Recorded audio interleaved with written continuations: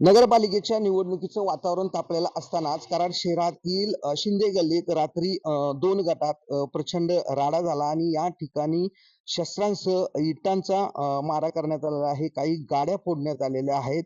नेमकी हा राडा कशामुळे झाला याबाबत नागरिकांसह पोलिसांनाही माहिती नाही. मात्र निवडणुकीचं राजकारण तापत चाललेलं आहे. अनेक इच्छुक या ठिकाणी निवडणुकीसाठी इच्छुक आहेत आणि त्याच पार्श्वभूमीवर या ठिकाणी हा राडा 2 गटात राडा झाल्याचं समजतंय.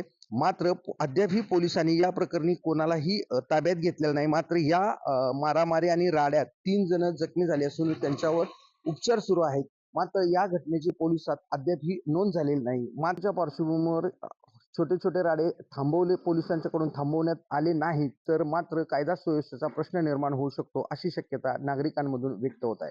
दिनकर थोरात, TV9 मराठी, कराड.